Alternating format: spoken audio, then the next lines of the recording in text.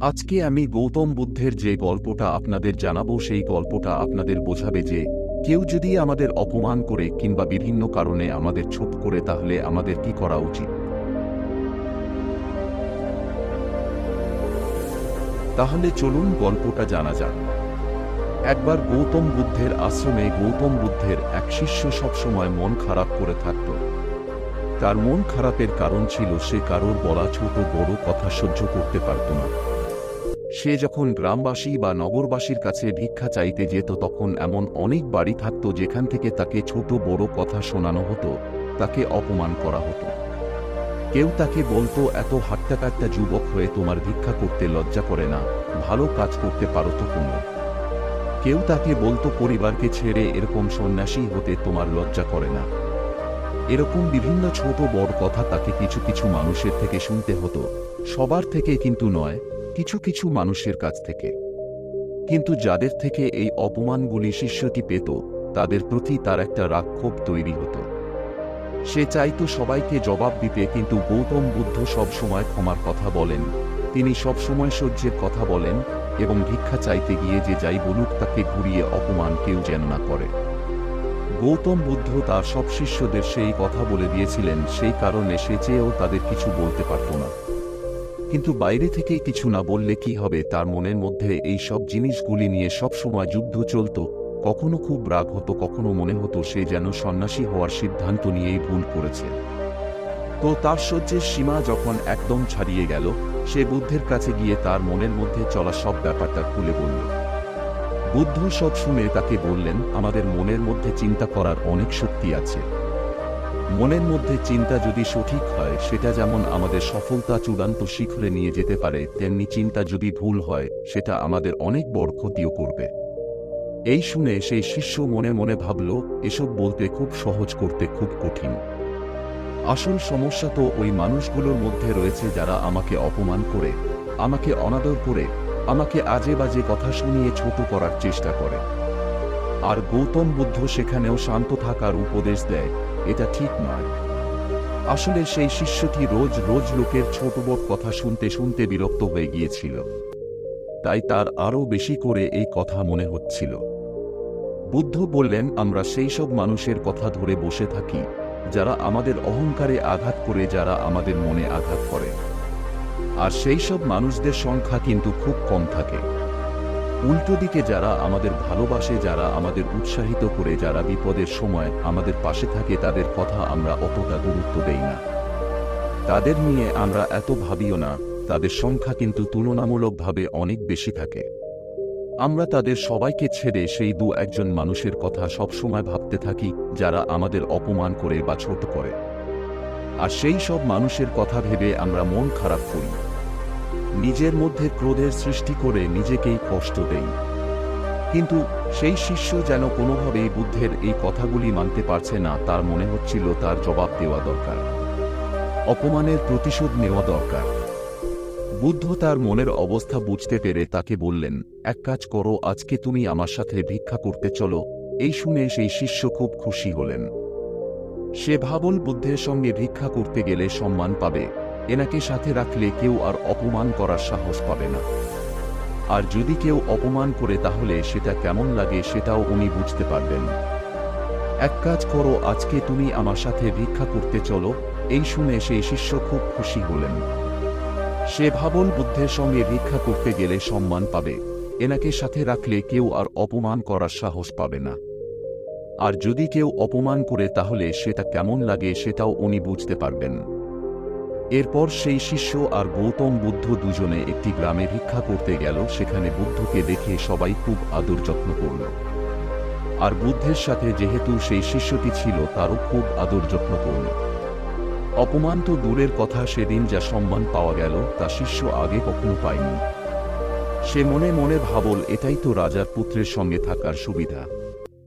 সবাই জানে যে গৌতম বুদ্ধ একজন রাজপুত্র, এনাকে অপমান করবে এমন সাহস কার আছে? অপমান তো আমাদের মতো ছোটখাট মানুষদের হয়, আমাদেরকে কেউ কেউ তো মানুষ বলে ভাবেই না। বুদ্ধ সেই শিষ্যের মুখের হাসি আর আনন্দ দেখে মুচকি হাসলেন। তো সেই গ্রামে ভিক্ষা নেওয়ার পর সেখান থেকে একটু দূরে আরেকটি গ্রামে তারা ভিক্ষা করতে গেলেন। শিষ্য তো খুব আনন্দের সঙ্গে সেখানে গেল। সে ভাবল এখানেও তাদের খুব সম্মান করা হবে, আগের গ্রামের মতোই তাদের আদর যত্ন করা হবে। কিন্তু এই গ্রামে ঠিক উল্টোটা হলো। এই গ্রামের কিছু মানুষ বুদ্ধকে দেখতে পারত না, তারা তাকে অপছন্দ করত। তাই এই গ্রামের কিছু মানুষ তাদেরকে রীতিমতো আজে বাজে কথা শোনালো। কেউ কেউ তো বুদ্ধকে এত অপমান করল যা ওই শিষ্যকে কেউ কোনদিন করেনি। শিষ্যটি দেখল যে ওই গ্রামের লোকেরা বুদ্ধকে অপমান করছে, কিন্তু বুদ্ধ একই রকম শান্ত রয়েছে।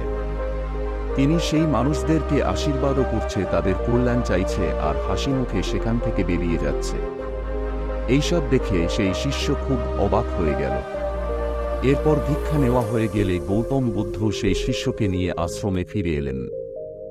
ফিরে আসার পর শিষ্যটি লক্ষ্য করল বুদ্ধির মধ্যে কোনো পরিবর্তন নেই। তিনি অন্যদিন যেমন থাকে আজও তেমনি আছে। সে মনে মনে ভাবল বুদ্ধের কি এত অপমানের পরেও একটুও খারাপ লাগলো না, তিনি এত শান্ত রয়েছেন কি করে। এরপর ওই শিষ্য আর ধৈর্য ধরতে না পেরে বুদ্ধকে বলেই দিল, হে বুদ্ধ, আমার মনে হয় আমাদের ওই গ্রামকে বহিষ্কার করা উচিত। আমাদের কারোরই ওই গ্রামে আর ভিক্ষা করতে যাওয়া উচিত নয়। ওই গ্রামের সেই সব মানুষদের বহিষ্কার করা উচিত যারা আপনাকে আমাকে অপমান করেছে। আমার তো তখন থেকে রাগে শরীর জ্বলে যাচ্ছে, মনে হচ্ছে এখনই গিয়ে ওদের কিছু কথা শুনিয়ে আসি। আপনি কি করে এত শান্ত রয়েছেন? আপনার কি ওদের কথা একটুও খারাপ লাগেনি? বুদ্ধ হেসে বললেন, আচ্ছা ধরো তুমি একটা কোদাল নিয়ে মাটি খুঁড়তে গেলে, তো পৃথিবী কি তার প্রতিবাদ করবে? শিষ্য বলল, না।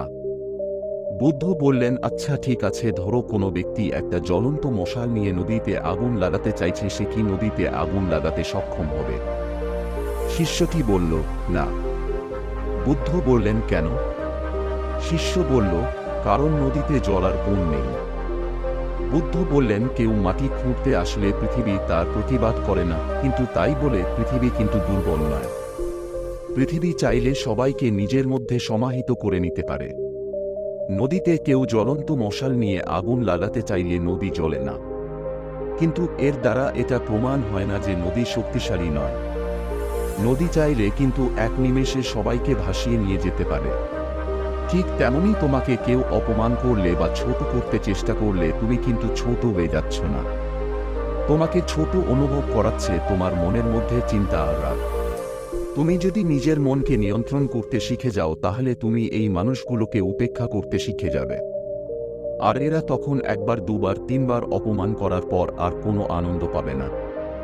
আর যখন ওরা তোমাকে অপমান করে আর কোনো আনন্দ পাবে না, তখন এরা নিজেরাই তোমাকে অপমান করা, ছোট করা বন্ধ করে দেবে।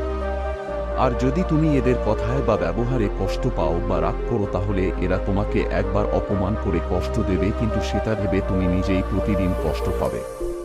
তোমার মনের মধ্যে অশান্তি চলতে থাকবে, তোমার রাগ হবে, তোমার কাজে মন লাগবে না। তাই উপেক্ষা করতে শেখো। আর নিজের মনের মধ্যে মৈত্রীর ভাবনা নিয়ে আসো। নিজের কাজে একাগ্র থাকো, ওদের জন্য নিজের মনের ভেতরকার শান্তিকে নষ্ট হতে দিও না। তো বন্ধুরা, গৌতম বুদ্ধ এরকম উপদেশ তাঁর শিষ্যকে দিলেন, যা আমাদের জন্য খুবই কার্যকর। কিন্তু এই উপদেশের অন্তর্নিহিত মানে সবার আগে আমাদের বুঝতে হবে। অনেকের মনে হতে পারে যে যদি কেউ আমাদের অপমান করে আর আমরা তাদের কিছু না বলে ছেড়ে দেই, তাহলে তারা তো আরো বেশি করে পেয়ে বসবে। আমরা কি আমাদের সাথে কেউ খারাপ করলে তার প্রতিবাদ করব না? আমার মনে হয় গৌতম বুদ্ধের এই উপদেশের অন্তর্নিহিত মানে হলো আমাদের সবার আগে নিজের মনকে নিয়ন্ত্রণ করতে শেখা উচিত। কারণ ভালো করে লক্ষ্য করলে বোঝা যাবে যে আমরা অনেক সময়, কেন বেশিরভাগ সময়, এমন কোন মানুষের এমন কোন কথার জন্য কষ্ট পাই বা অপমানিত বোধ করি, যেটা আমরা চাইলে উপেক্ষা করে যেতে পারতাম। বেশিরভাগ ক্ষেত্রেই কিন্তু আমরা প্রতিবাদ করে ফেলার পর পস্তাই আর মনে করি ব্যাপারটাকে হালকা করে নিলেই ভালো হতো। হয়তো কিছু ক্ষেত্রে, খুব কমই এমন আসে যেখানে আমাদের প্রতিবাদ করতেই হয়, কিন্তু সেটাও যেন মনের মধ্যে অশান্তি না রেখে আমরা করি, ভেতর থেকে যেন আমরা ক্ষমাশীল হই। বাইরে থেকে হয়তো মারাত্মক কিছু ঘটনার পরিপ্রেক্ষিতে আমাদের প্রতিবাদ করতে হতে পারে, যেখানে সত্যিকারেই অপর মানুষটা খারাপ করছে, কিন্তু ভেতর থেকে যেন আমাদের মনে তার প্রতি মৈত্রীর ভাবনা থাকে। আর জীবনের বেশিরভাগ ক্ষেত্রে আমরা যেগুলোকে অপমান মনে করি, কেউ আমাদের ছোট করছে বলে মনে করি, সেগুলিকে আমরা কিন্তু চাইলেই উপেক্ষা করে যেতে পারি। কারণ কেউ আমাদের ছোট করলেই আমরা কিন্তু ছোট হয়ে যাই না, আমরা সেটাই থাকি। তবে হ্যাঁ, আমরা যদি নিজেই নিজেকে ছোট মনে করি তাহলে তো আমরা ছোট হয়েই যাব। তাই কোনোভাবেই যেন আমরা নিজের কাছে ছোট না হয়ে যাই, সেটা আমাদের সবার আগে খেয়াল রাখতে হবে। আশা করি বন্ধুরা ভিডিওটি দেখে আপনারা সমৃদ্ধ হয়েছেন। ভালো লাগলে আপনজনের উদ্দেশ্যে অবশ্যই শেয়ার করবেন। ভালো থাকুন, সুস্থ থাকুন। নমস্কার, ধন্যবাদ। ঈশ্বর আপনার মঙ্গল করুন।